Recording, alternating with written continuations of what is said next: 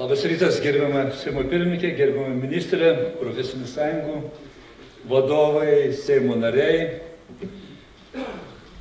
garbūs svečiai, verslo lyderiai.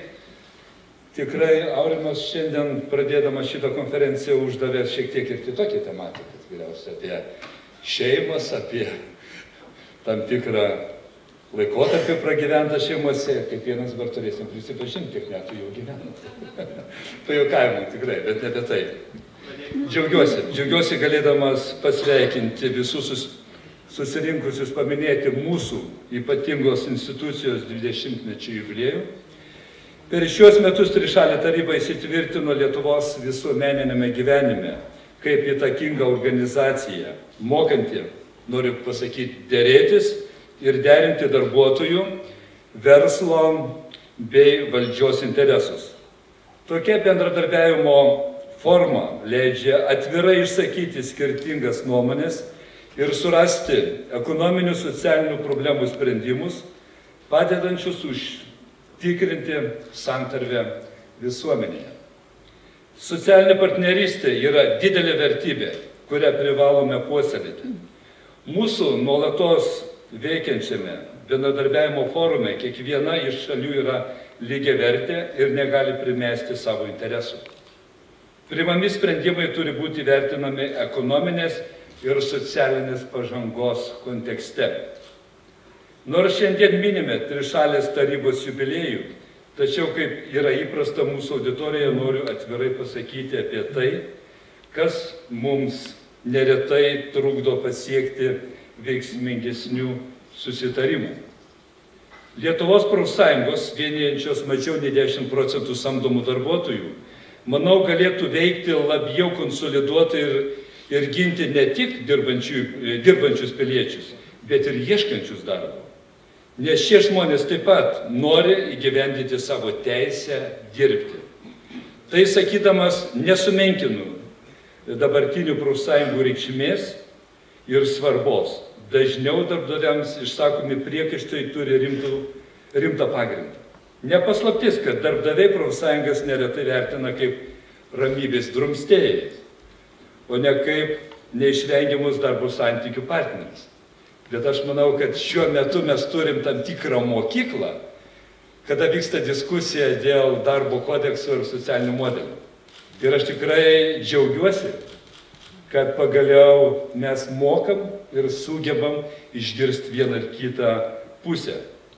Ir tikriausiai nesuklysiu pasakęs, kad dalį problemų būtų galima išspręsti įmonėse per kolektyvinės sutartis, tačiau Lietuvoje skirtingai nei daugelėje užsienio šalių, tokia susitarimų forma įmonėse ar šakose dar neįsitvirtino.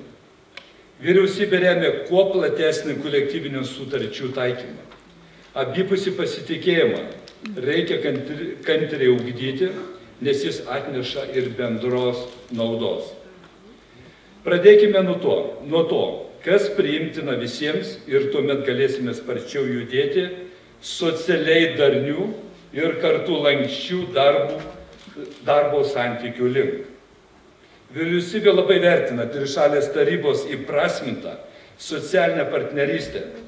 Tačiau žvelgdami į ateitį turime pagalvoti ir apie kitas šiuolaikinės europinės praktikas. Nepažeidžiant Trišalės tarybos kompetencijų, galėtų rastis naujas bendradarbiavimo institutas, sukurtas pagal Europos ekonomikos ir socialinių reikalų komiteto pavyzdį, kai darbdavių, darbuotojų ir įvairių sričių nevyriausybinių visuomeninių organizacijų atstovai parengia bendras nuomonės aktualiais klausimais ir teikia jas vyriausybei. Tai būtų savotiškas tiltas tarp valdžios ir organizuotos pilietinės visuomenės. Gerbėmėjai, solidarumas mums leido pasiekti nemažai svarbių tikslų. Pavyzdžiui, susitarti dėl minimalios mėnesinės algos didinimo. Tokio paties solidarumo reikia ir dabar, diskutuojant dėl naujo darbo kodekso. Manau, šioje auditorijoje nėra abejojančių, kad dabartinis kodeksas netitinka šių dienų realijų. Lietuva pagal darbo santykių lankstumą, o tai šiuolaikinėme pasaulyje didelė konkurencinė, noriu pabrėžti, vertybė, dėja yra tik antrame pasaulio šalių šimtuke. Delsimas arba pažangos ignoravimas nepateisinamas niekuo, nes tai stabdo investicijas, naujų darbo vietų kūrimą, atlyginimų didinimą. Reiškia, kad šiuo politinės ir ekonominės įtampos laiku patys silpniname valstybės konkurencingumą, trukdome ekonomikai augti. Mūsų vyriausybės programoje darbas įvardintas kaip viena svarbiausių vertybių ir gerovės šaltinis. Įsipareigojame visokeriopą remti darbo vietų kūrimą, kvalifikacijos kėlimą ir perkvalifikavimą, švietimą ir mokymąsi visą gyvenimą, kad būtų pasiektas kuo didesnis užimtumas. Tokios galimybės teisiškai reglamentuojamos naujame darbo kodekse, kuris nustatytų lankstesnius darbo rinkos sąlygoms pritaikytus santykius, įneštų daugiau tarpusavio pasitikėjimo ir atsakomybės. Kreipiuosi į profsąjungų lyderius. Šiandien reikia ginti ne tik dirbančių žmonės, bet ir daug fundamentalesnę dirbančių ir norinčių bei galinčių dirbti piliečių teisę į darbą, galimybę keisti profesiją, įgyti naujų kvalifikacijų. Būtent tai padės mūsų žmonėms prisitaikyti ir išsilaikyti dinamiškoje darbo rinkoje. Noriu tikėti, kad per 20 trišalės tarybos metų sukaupta branda, patirtis ir atsakingas socialinių partnerių požiūris iš esmės pasitarnaus, kad Lietuvoje būtų sukurti nauji darbo santykiai.